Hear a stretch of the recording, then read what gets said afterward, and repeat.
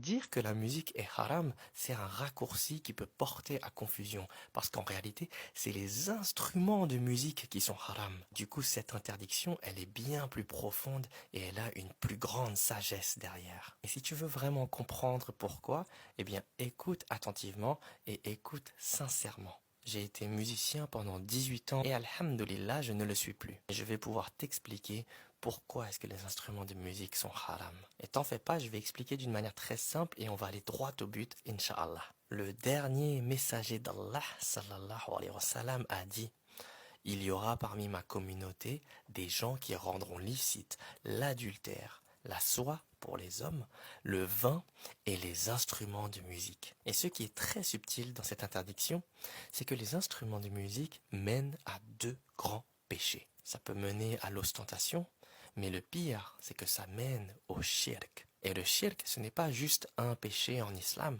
c'est le plus grand péché en islam. Le shirk, c'est du polythéisme, c'est le fait d'associer des partenaires à Allah, c'est le fait de mettre un intermédiaire entre la créature et le créateur, le fait de chercher refuge auprès d'autre chose que le créateur.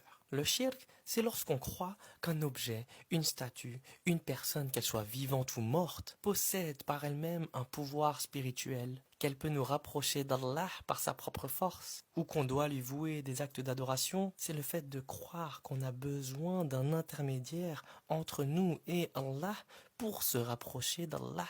Le shirk, c'est même le fait de chercher guidance en dehors d'Allah. Le shirk, ça inclut beaucoup de choses. Prendre ses passions pour divinité, c'est également du shirk. Et donc, le shirk, c'est le plus grand péché en islam parce que ça s'oppose au tawhid.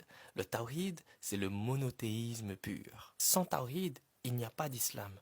Donc, si le shirk s'oppose au tawhid, alors le shirk s'oppose à l'islam. Et donc voilà, si tu as compris cela, tu as compris une grande partie de l'interdiction. Maintenant, je vais t'expliquer cela plus en détail. Comme je l'ai dit au début, c'est pas juste la musique qui est haram, c'est les instruments de musique qui le sont. Et donc, avant même que l'auditeur soit concerné par cette interdiction, c'est le musicien d'abord qui est concerné, parce que l'instrument de musique devient un rival avec le Coran, avec la parole d'Allah. Il prend la place dans le cœur jusqu'au point où le musicien va chercher refuge auprès de sa musique, auprès de son instrument, que ce soit dans les moments de tristesse ou de joie. Petit à petit, cet instrument-là va remplacer Allah dans le cœur du musicien. Et Shaitan, il va murmurer au musicien pour que le musicien justifie cela en se disant: mais je fais cela parce que ça me rapproche de Dieu. Je fais cela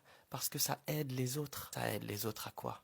À ce que les gens commencent à adorer le musicien? À ce que les gens commencent à penser que c'est la musique qui peut les sauver également? Ça aide les gens à tomber dans l'idolâtrie. Ça aide les gens à penser qu'ils n'ont pas besoin de Dieu. Tout ce dont ils ont besoin, c'est la musique. Et ça les rend dépendants, ça les rend addicts sans qu'ils s'en rendent compte.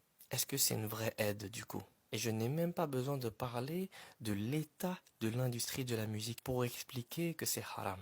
Je n'ai même pas besoin de parler des chansons avec des paroles terribles pour expliquer que c'est haram.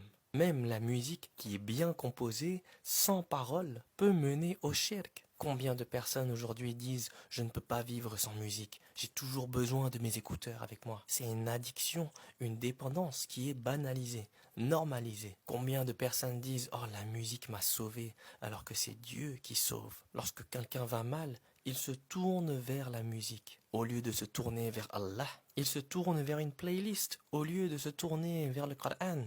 Lorsqu'il est heureux, au lieu de remercier Allah, il va célébrer avec une chanson. Et petit à petit, la musique, elle s'installe dans le cœur et elle devient une béquille émotionnelle. On pense qu'on ne peut plus gérer nos émotions sans elle. La musique devient notre refuge.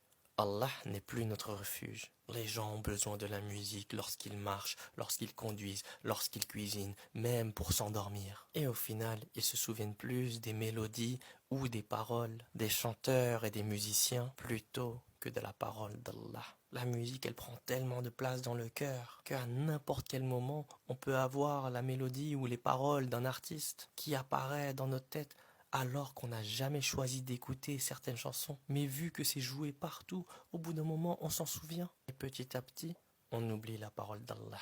Allah nous invite à réfléchir sur ce sujet-là en nous disant dans Surat Al-Furqan, ayat 43, « N'as-tu pas vu celui qui a pris sa passion pour divinité ?» Si quelqu'un croit que sa vraie paix se trouve dans son instrument de musique ou dans quoi que ce soit d'autre que Allah, alors il sera tombé dans une forme de shirk. La vraie paix, as-salam, vient d'Allah directement.